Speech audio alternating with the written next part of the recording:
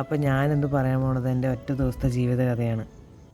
പുലർച്ചെ 5 മണിയാകുമ്പോഴേക്കും എനിക്ക് എണീക്കണം, അല്ലെങ്കിൽ എനിക്ക് ബസ് കിട്ടില്ല. ഇതെനിക്ക് എൻ്റെ ചേച്ചിക്ക് ഏട്ടനും കൂടി കിട്ടിയ ട്രോഫിയാണ്. ഇനിയും കുറേ ഉണ്ട്, പക്ഷേ ഒന്നും വെക്കാൻ എൻ്റെ വീട്ടിൽ സ്ഥലമില്ല.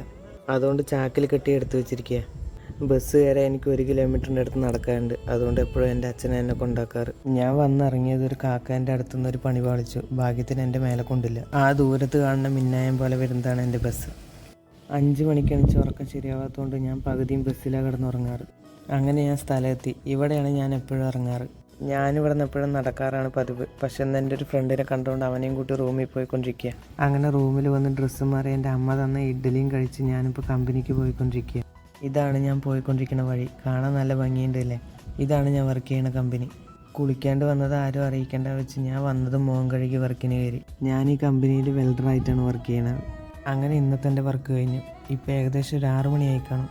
ഇന്നത്തെ എൻ്റെ വർക്കിന് കിട്ടിയ സമ്മാനങ്ങളാണ് എൻ്റെ പാൻറ്റിൽ നിങ്ങൾ കണ്ടുകൊണ്ടിരിക്കുന്നത്. വർക്ക് കഴിഞ്ഞാൽ എൻ്റെ കോല ഏകദേശം പ്രാന്തന്മാരെ പോലെയാവും ഇതുപോലെ. അങ്ങനെ റൂമിൽ വന്ന് കുളിച്ച് ഇലക്കി എൻ്റെ കാര്യങ്ങളെല്ലാം കഴിയുമ്പോൾ തന്നെ രാത്രിയാവും. ഇതിപ്പോൾ ഞാൻ മാത്രമല്ല, എന്നെ പോലെയുള്ള മിക്കവരും ഈ ഒരു സാഹചര്യത്തിലൂടെ കടന്നു പോയവരായിരിക്കും. ഇത്ര കഷ്ടമുള്ള ജോലിയാണെങ്കിൽ നാളെ എണീച്ച് വർക്കിന് പോകാനുള്ള ആരോഗ്യം തരുന്നത് എനിക്ക് കോളാണ്. ഉലകത്തിൽ ഇസയാക നീ മാറി കാറ്റിൽ വീസിന